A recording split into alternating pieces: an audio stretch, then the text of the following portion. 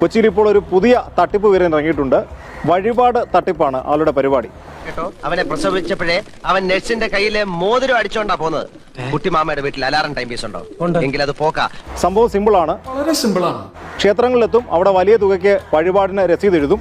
ഒരു ഭാഗ്യസൂക്തം, ഒരു ശത്രു സംഹാരം, ഒരു ജലധാര, ഒരു പിൻവിളക്ക്, ഒരു മുൻവിളക്ക് മതി. നാളെ പൂരിട്ടാതി പേരുണ്ണി. അങ്ങനെ രസീത് എഴുതി ചീട്ടാക്കി കഴിയുമ്പോൾ കൗണ്ടറിലിരിക്കുന്ന ആളോട് പറയും, എൻ്റെ ടാക്സി ഒന്ന് പറഞ്ഞു വിടാൻ കുറച്ച് പണം അത്യാവശ്യമായി വേണം, ഞാനത് തിരിച്ച് ഗൂഗിൾ പേ ചെയ്തു തരാമെന്ന് പറയും. സ്വാഭാവികമായിട്ടും വലിയ തുകയ്ക്ക് വഴിപാട് എഴുതിയ ഒരാളല്ലേ എന്ന് കരുതി കൗണ്ടറിലിരിക്കുന്ന ആളുകൾ കാശ് കൊടുക്കും. ഈ കാശുമായി ആള് മുങ്ങും. എന്നാൽ ഭണ്ണാരം കുത്തി പൊളിക്കുകയോ പൂട്ട് തുറക്കുകയോ ഒന്നും ചെയ്തിട്ടില്ല. പിന്നെ ഈ നോട്ടൊക്കെ എവിടെ പോയി? അങ്ങനെ നഗരത്തിലെ ഒരുപാട് ക്ഷേത്രങ്ങൾ, പ്രത്യേകിച്ച് തൃപ്പൂണിത്തുറ മേഖല കേന്ദ്രീകരിച്ച് ഒരുപാട് ഇടങ്ങളിൽ ഇയാൾ ഈ തട്ടിപ്പ് നടത്തിയിട്ടുണ്ട്. അങ്ങനെ ഈടായിട്ട് ആൾക്ക് ഭക്തി ഇത്തിരി കൂടിയിട്ടുണ്ടോ എന്നൊരു സംശയം. ആ ഓട്ടോറിലും വിളക്കിലൊക്കെ ഒരു കണ്ണുണ്ട്.